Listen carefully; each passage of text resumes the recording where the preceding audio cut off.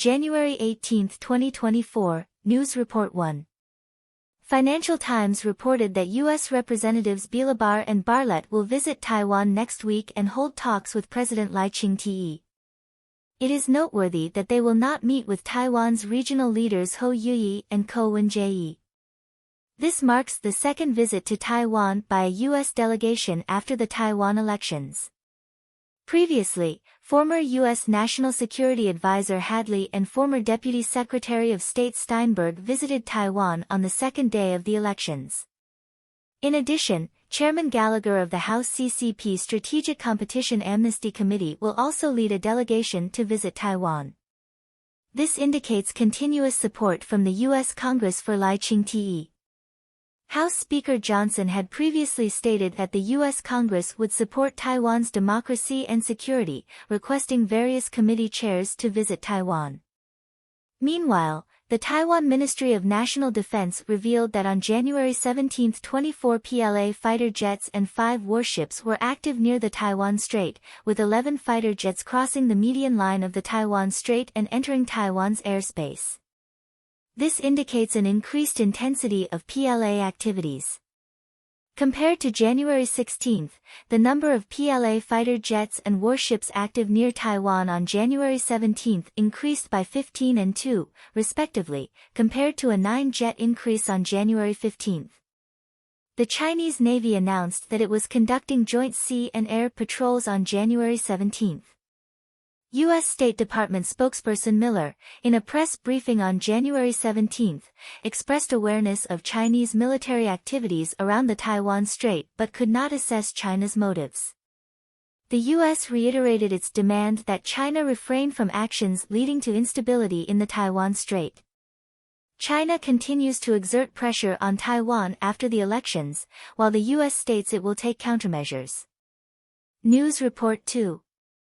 The Kuomintang, KMT, announced on January 18 that Han Kuo-yu will run for Legislative Yuan government leader in partnership with former KMT chairman Jiang Qichen. Han Kuo-yu stated on the same day in a Facebook post that as long as the People First Party is willing to cooperate, Jiang Qichen is willing to vacate the position of deputy leader for the People First Party, facilitating unity in the opposition. The Legislative Yuan will elect its president on February 1, requiring a simple majority of 57 votes.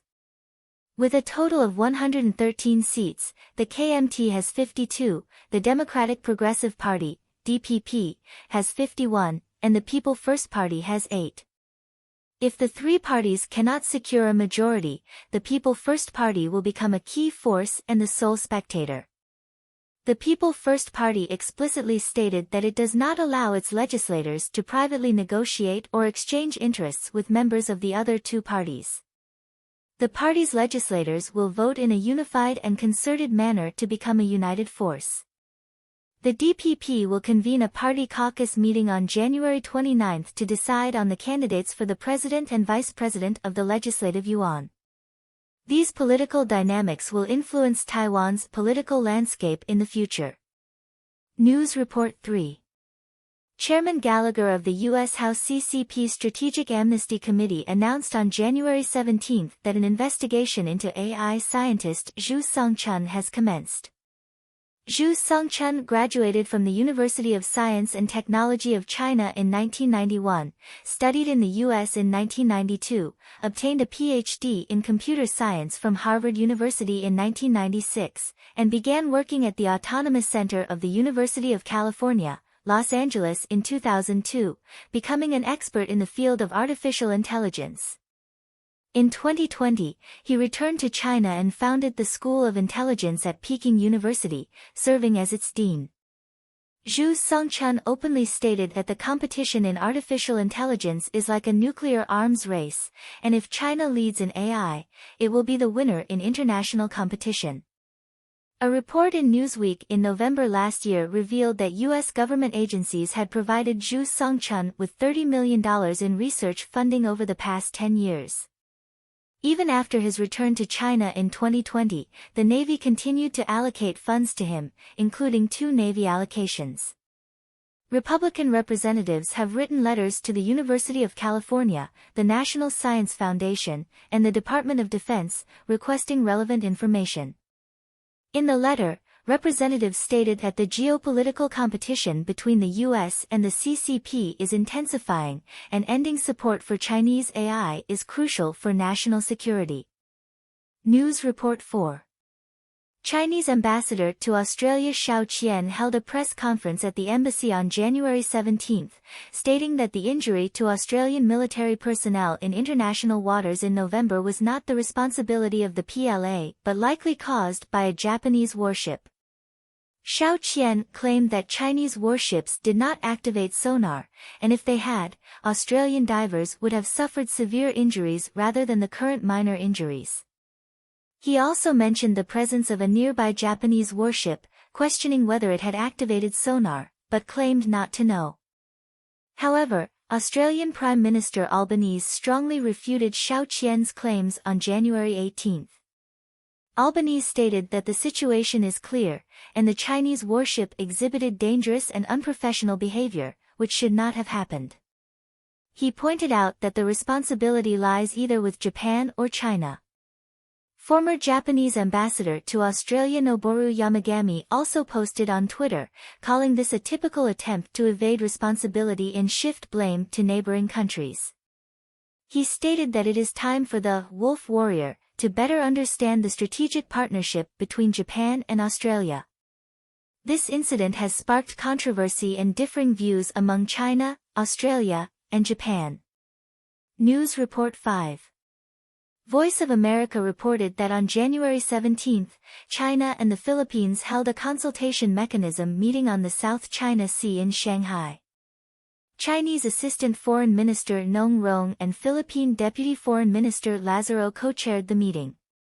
Both foreign ministries issued statements saying that they had engaged in candid and in-depth exchanges, committing to ease tensions in the South China Sea and resolve differences through diplomatic channels. This is the 8th round of consultations between China and the Philippines on the South China Sea issue, but reportedly, no progress was made. Meanwhile, tensions between China and the Philippines in the South China Sea continue to escalate.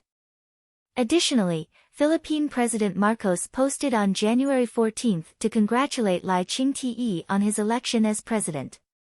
Chinese Foreign Ministry spokesperson Mao Ning lectured Marcos on January 16, urging him to read more books. On January 17, Philippine Defense Minister responded to Mao Ning's comments, calling them low-class and vulgar. During the routine press conference on January 18, a Reuters reporter asked the Philippine Defense Minister if there was a response from China to the insulting remarks made by the Chinese Foreign Ministry. Mao Ning responded, stating that the Filipinos' remarks seriously violated the One China principle and the joint communiqué on the establishment of diplomatic relations between China and Africa. It is a blatant interference in China's political commitments, and China has expressed a stern position. Although Mao Ning did not directly respond to the Philippine Defense Minister's question, China's attitude indicates a firm stance. In this matter, friction between China and the Philippines will likely continue. News Report 6. On January 18, the Pakistani military carried out airstrikes on the Baloch Liberation Army, BLA, inside Iranian territory, resulting in 9 deaths, including 2 senior commanders of the BLA. The BLA claimed that the people of the province have long been oppressed by the Pakistani government and have been resisting it. Earlier, on January 10, the Tehrik-i-Taliban Pakistan attacked a police station in southeastern Iran, resulting in the death of a police officer. The Tehrik-i-Taliban Pakistan is considered a proxy faction, and Iran sees it as a threat. On January 16, Iran conducted airstrikes on the Tehrik-i-Taliban Pakistan's positions in Pakistan's Baluchistan province. Pakistan subsequently condemned the incident, criticizing Iran for cross-border airstrikes. This event marks the beginning of reciprocal attacks between Pakistan and Iran, indicating that the situation may further escalate. The intensification of conflicts between the two sides has drawn international attention. News Report 7. On January 17, the military website Global Firepower released the Global Military Strength Ranking for 2024. According to the ranking, the United States ranked first with a firepower index of 0.0699. A smaller firepower index indicates stronger military power. Russia closely followed with a firepower index of 0.0702, with a very small gap. China ranked third with a firepower index of 0.7006. Following them were India, South Korea, and surprisingly, South Korea ranked ahead of the United Kingdom. The subsequent positions were occupied by the United Kingdom, Japan, Turkey, Pakistan, Italy, and Taiwan, which dropped one place in the ranking to 24th. This military ranking has attracted widespread attention, especially the situation where South Korea surpassed the United Kingdom, prompting calls for a deeper research and understanding of the arms race among countries. News Report 8.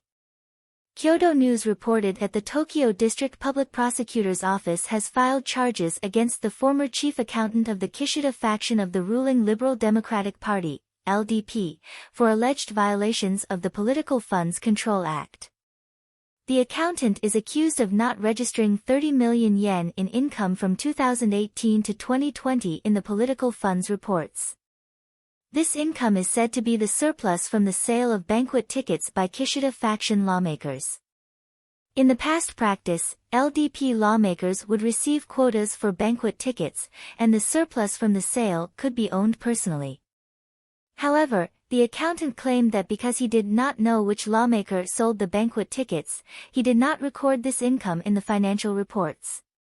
He admitted that this amount was used for the expenses of the Kishida faction but was not given to lawmakers as faction funds.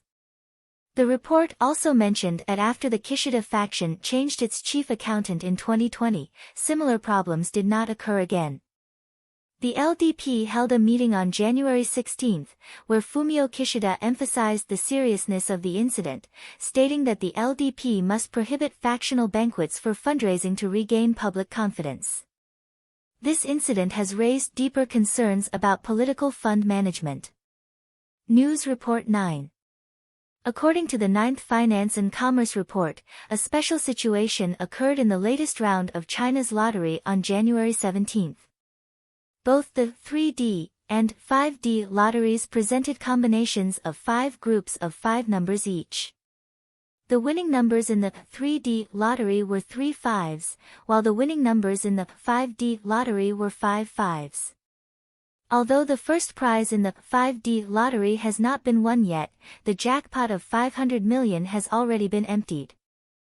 This situation has sparked discussions among netizens, with some considering it too coincidental for both 3D and 5D lotteries to have consecutive 5s. Some netizens pointed out the possibility of misconduct by the lottery organization, especially questioning the clearing of the jackpot. Some also mentioned an incident in December last year when a lottery player in Nanchang, Jiangxi, spent 100,000 yuan to buy 100,000 identical lottery tickets, eventually winning a jackpot of 220 million without paying taxes. This incident has garnered widespread attention and skepticism. Some media outlets exposed cheating by the lottery organization, and the public expressed strong dissatisfaction. However, the report noted that from the central government to local authorities, even institutions like the Ministry of Civil Affairs, there has been no comment on the matter. Some netizens believe that this indicates a possible scam involving the lottery, with the government and officials being complicit. Some question why people continue to buy lottery tickets despite knowing about the issues, expressing doubts about their behavior. News Report 10. On January 18, the Supreme People's Court of China announced on its WeChat public account the legal provisions regarding dowry disputes, which will take effect from February 1. The new regulations list 3 situations in which dowries should be refunded. First, if marriage registration is not completed. Second, if marriage registration has been completed but there is no common life. Third, if the dowry causes difficulties for the paying party's life. The Supreme Court has recently focused on dowry issues, which may be related to the sharp decline in China's population. The Chinese government has taken measures to encourage more people to get married because a declining population may have negative effects on society and the economy. Dowry issues have become an obstacle to marriage, prompting the government to pay attention to and address the problem. According to statistics, China's population decreased by 2.08 million last year, with the number of births dropping to 9.02 million. The Chinese government's concern about population issues has led to attention on dowry issues, attempting to solve this phenomenon through relevant regulations. Dowry is not a new problem but has existed for decades. However, the government is now placing greater emphasis on dowry issues against the backdrop of population concerns. News Report 11. On January 18, the Guangzhou People's Congress held a meeting, and Sun Jiang was elected as the mayor of Guangzhou. Sun Jiang was born in May 1974 and is a native of Jilin. He has been working at FAW Group for a long time and served as the Deputy General Manager of FAW from 2018 to 2021. In 2021, he was transferred to Guangzhou and appointed as the Deputy Governor of Guangdong Province. Sun Jiang previously worked at FAW and is a long-time worker in the factory. His positions in Guangdong include acting as the mayor and the current mayor. The former mayor of Guangzhou, Guo Yongheng, is now the secretary of the Guangzhou Municipal Party Committee. The report mentioned that some people criticize the sharp decline in the governance level of first-tier cities in recent years, believing that these cities may lose their luster in the near future.